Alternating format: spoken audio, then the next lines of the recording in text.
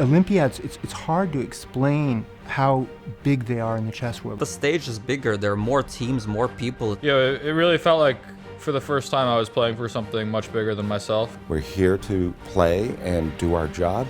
It's not something you can expect to win because there's so many strong teams and so much is based on, things which aren't really in your control.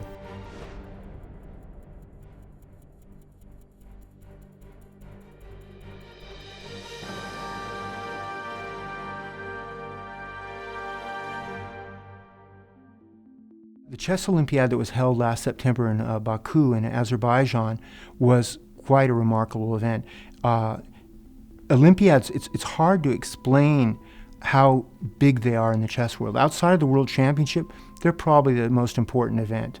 And it attracts a huge number of chess players from all around the world. There were over 170 countries represented and probably somewhere in the neighborhood about 1,600 players. Unfortunately, in my entire experience from 10 Olympiads and from 3 world teams, we never won the gold medal. Okay, we got a couple of bronze, a couple of silvers, I got a lot of gold medals for individual, but as a team, we never won.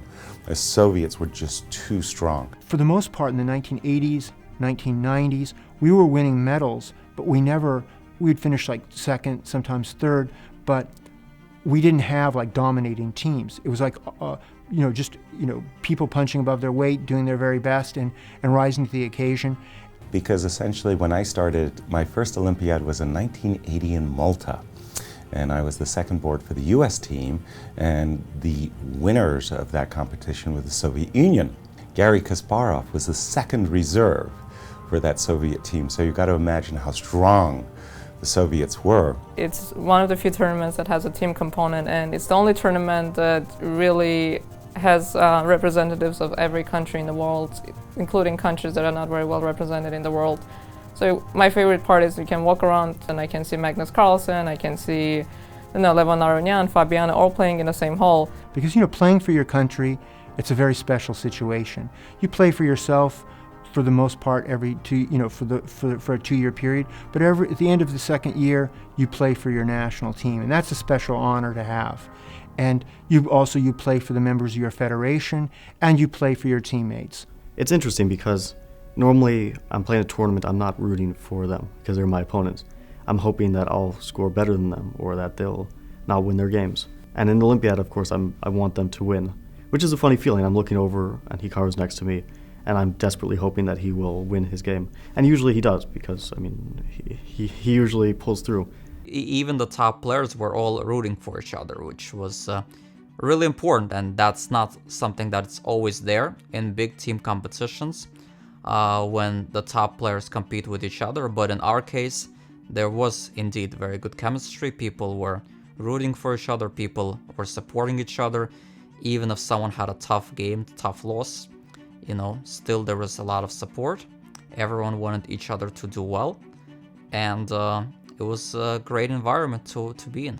I think the important thing about the Olympiad is it showed us how to work together, how to share ideas, how to learn from the strengths and weaknesses of each member of the team.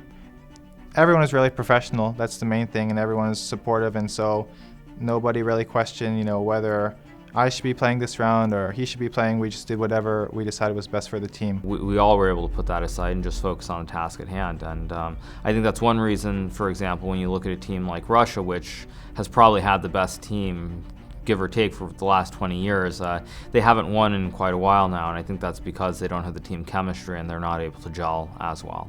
Well, it's true that chess is an individual game, and even within the Olympiad context, everyone's playing their own game.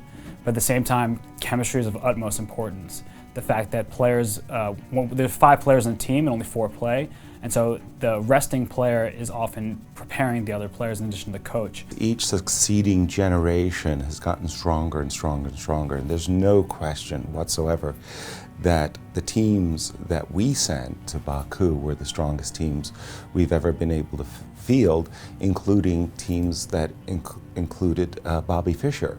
Bobby Fischer was great, no question, but he didn't have the support that Wesley, Fabi, Naka, 3 of the top literally 6 players in the world are on our team, and then we had Sam Shanklin and Ray Robson, supporting them as well. And those are 2 incredibly strong grandmasters. I mean, there were many critical moments of the Olympiad. Sam Shanklin in round 7, I think, against India, had a great opening, but then something went wrong, and then he at some point got a lost position.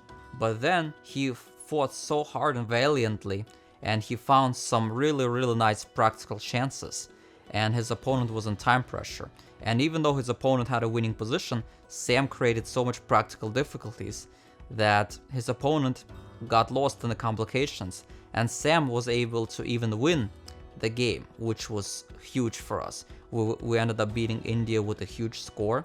I think the difference this year is that obviously with such a strong team, we were all only aiming for first place from the start, and I don't think any of us on the team questioned our ability to get first, and so we were all just motivated to do our best to work together and try to get the gold. We were one of the favorites. We were expected to do well. We were seated second behind Russia, and all the contending teams were in the same hotel. And so there was a lot of tension.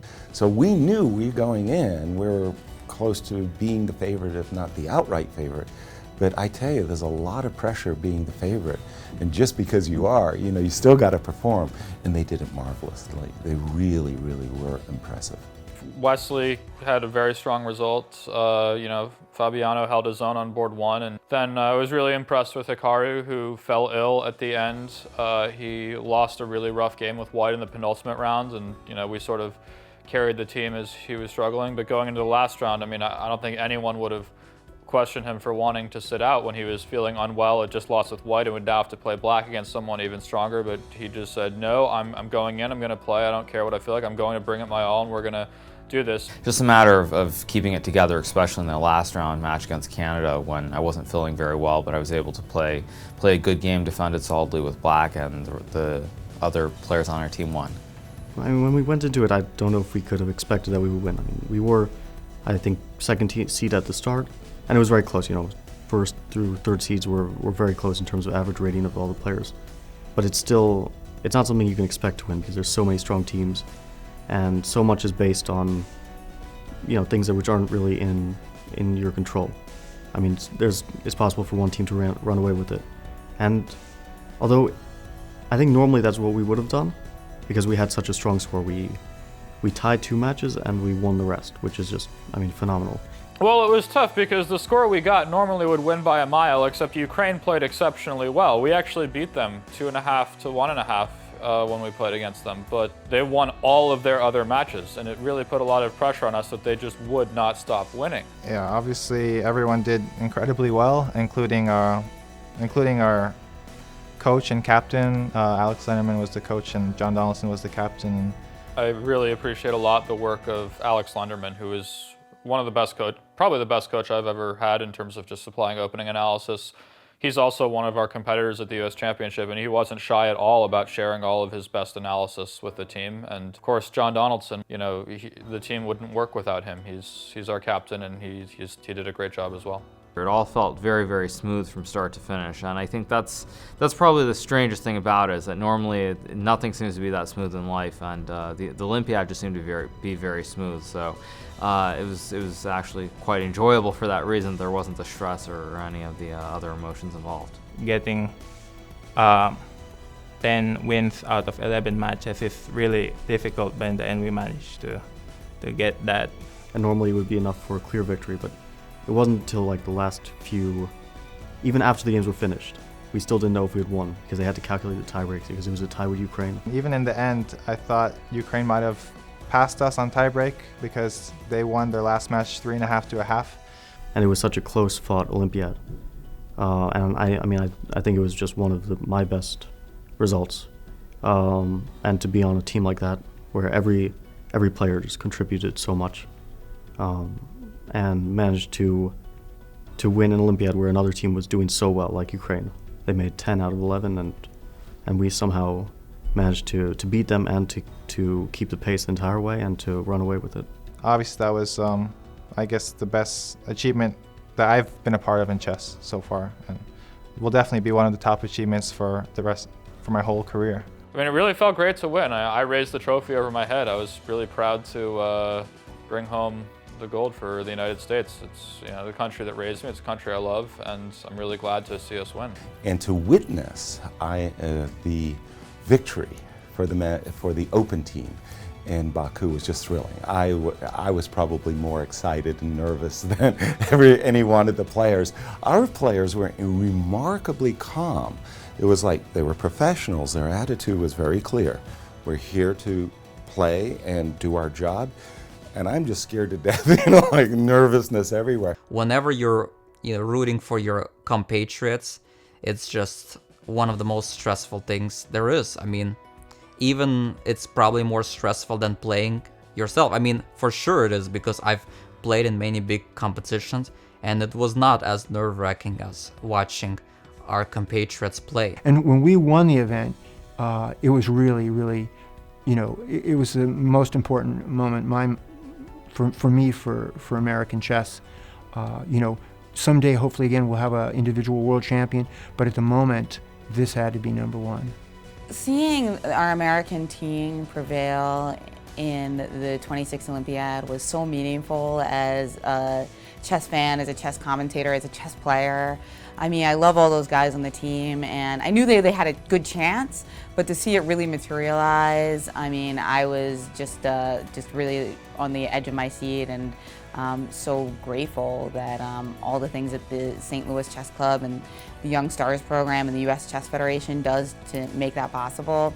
But obviously it's really the players. I mean, the fire that those guys bring, and the fact that they were able to work as a unit, because I think some people had some doubts. Like, they know that Hikaru and Fabiano and Wesley are the best of the best, but they weren't sure if, because they are such three unique individuals with such different personalities and they're not like BFFs in real life. Some people had their doubts about that, and it was just so wonderful to prove the doubters wrong and show how, in the end, these three very different individuals could lead the team to victory. So I think in general there's a lot of respect for what's going on with American chess. I think certainly when you have three players who reach that level, it's very rare, and so clearly something is going right here in the United States.